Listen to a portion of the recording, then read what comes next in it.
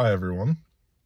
It's been about 24 hours since I've recorded the last video, but there's been some movement with the free agent stuff, with Edwin Diaz going to the Dodgers and Kyle Schwarber going back to the Phillies.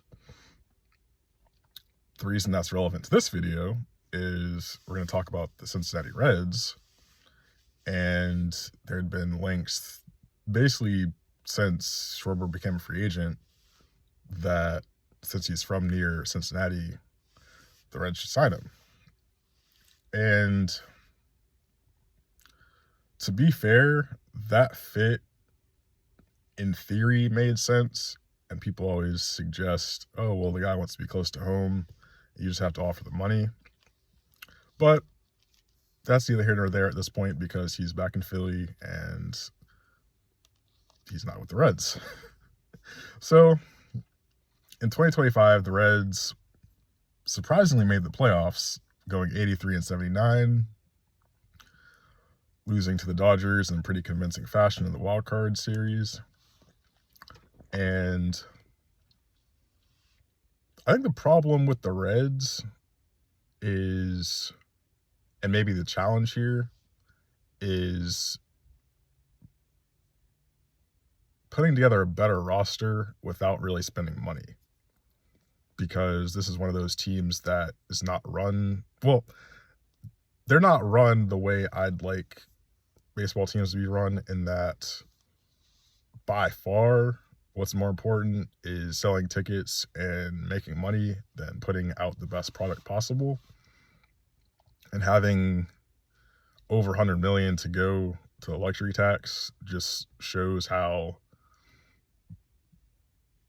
much the money is valued over actually putting out a winning product. And that's not what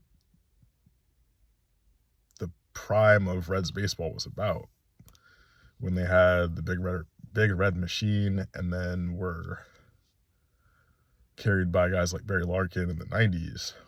That's why they haven't been successful since then. Let's just be real. And keeping in mind those limitations, let's go over the lineup and what needs to happen this offseason. The lineup, this is going off of Fangraphs, but I'm going to make a couple changes. Not so much, well, actually I'm going to make a quick adjustment. I'm going to say what they have on there and then make an adjustment and then say where something needs to happen. So starting out, they have Friedl, left-handed hitter, in center.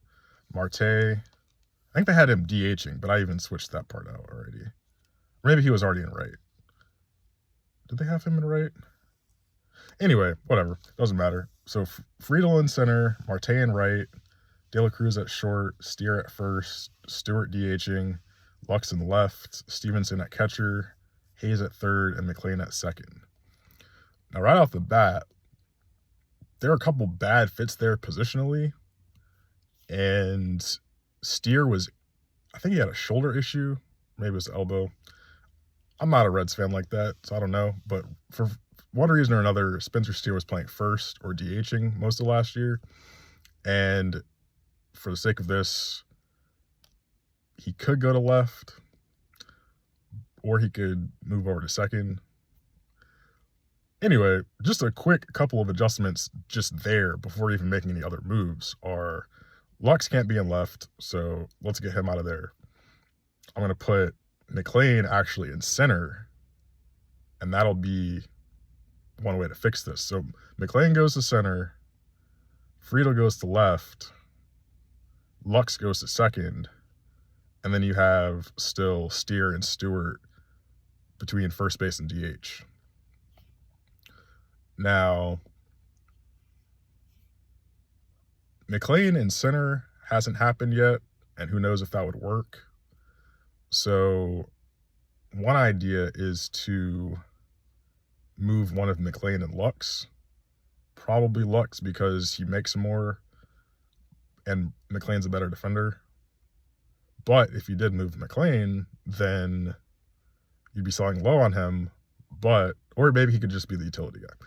I don't know. The point is, you open up center, or because I don't think Friedel should stay there because he's not cutting it defensively. So this brings us to a couple of trade ideas, because money is an issue where Schwarber was not necessarily in reality, but in a dream scenario, the target, and he'd obviously be the DH, so he'd still have to work the positional structure and probably clear out one or two guys. So one asset that needs to be moved, because the rotation's already got enough guys in it, which I'll go over the rotation real quick as it is. So you got Hunter Green, Andrew Abbott, Nick Lodolo, Brady Singer, Chase Burns, Chase Petty, Brett Lauder. The obvious one, because A, he's making too much, and B, he's on his last year of arbitration, is Brady Singer. And that whole trade was a mess where I don't know how Jonathan India is even still with the Royals, but just a bad trade all around. Didn't work for anyone, really. But yeah, some teams need pitching.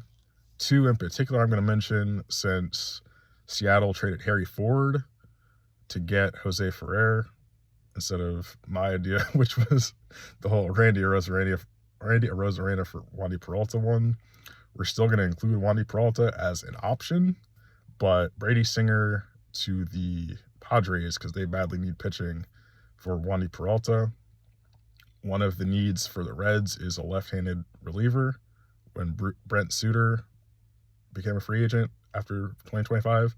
So that would fill that need, plus clear out some money, and it would be only $9 million essentially for the Padres to take on and get a pretty decent starter.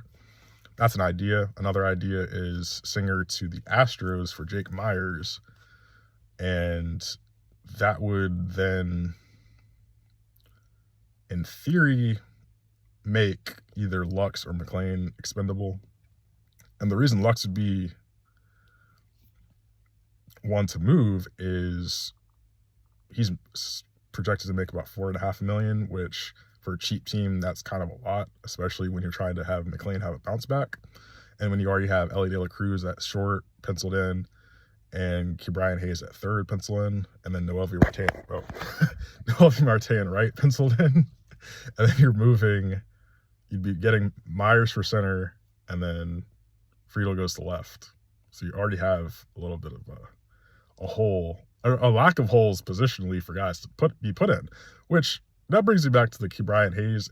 This whole situation is kind of crazy in terms of just the excess of position players and starting pitchers, where you have a bunch of players that aren't that good, but they all realistically want to be starters, but none of them are amazing hitters, and some of them have positional issues defensively.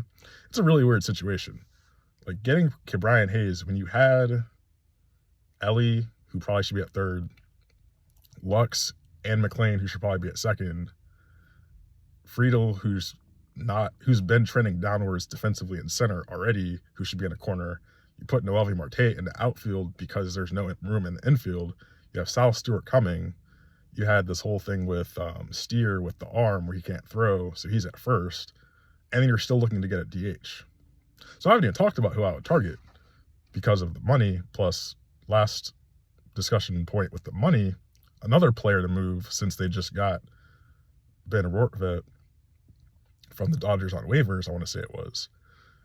That's your backup catcher, so you don't need both Stevenson and Trevino now. So I'm assuming it'd be Trevino on the way out, because a lot of teams need catchers, whether it's a starter or a backup. He makes a lot of money, and I wonder how much he'd actually provide in terms of value. But that's another guy you can't have making $5.75 million a year to be a backup. So one of those two probably needs to go. I think you'd keep Stevenson because he's a better hitter, and with the ABS, framing won't matter as much, and that's what Trevino is good at. So you'd probably want to move him, and between that and Singer, that's about $18 million. So that brings us to whether that ended up being Myers or Peralta, that would fill a need, whether that's the outfielder, which center fielder, or your left-handed reliever. So then that leaves the main thing, since Pagan's back as your closer, is filling the bullpen. And I'm not going to just spout off a bunch of names because there's so many relievers out there. Lastly, we're going to talk about the left-handed bat, which that's probably the biggest need anyway. So that's going to come down to, long shot would be Murakami, which you probably would have to move Lux's money to free up the cash to get him if he's going to get, say, $20 million a year or whatever. And then two more realistic options would be Nathaniel Lowe, who'd be kind of a bounce back guy. After being non-tendered by the Red Sox, he was scheduled to make he was projected to make $12 million, which is crazy. Maybe he's worth half that, and that's a budget option. Or my pick would be Ryan O'Hearn, and he'd easily slide into that first base DH role, can also play right field, although you don't really want him playing the outfield. He's not terrible there. If, say, Marte got injured or wasn't producing, you could put O'Hearn out there and still have either Steer or Stewart play first and the other DH. You could do that. So my picks there are, as I said, it's not the craziest offseason, but again, I think the issue with that team and trying to get over that hump of you're competing with the Brewers and Cubs mainly, because I still think the Pirates are well away from actually competing, and then the Cardinals are doing some sort of rebuild, a slow rebuild that seems to be going nowhere right now. They have to spend some money, and Schwarber was the opportunity to do that. They didn't get Schwarber. Murakami would probably be the next best bet. They're probably not going to do that. Alonso, no. If you didn't pay Schwarber, and Schwarber's a lefty, and you have a bunch of righties, you wouldn't pay Alonso either. Wouldn't pay Okamoto either. So it's either Murakami or O'Hearn for me, with O'Hearn being the safer option, Murakami being the higher ceiling, obviously, because he's younger and has more power. But I could see something like Nathaniel Lowe, and then it's just more of the same. I don't think they make the playoffs unless they just take advantage of everyone falling again, which it's possible, unlikely. Who knows? Anyway, thanks for watching. Let me know what you think. See you in the next one. Peace.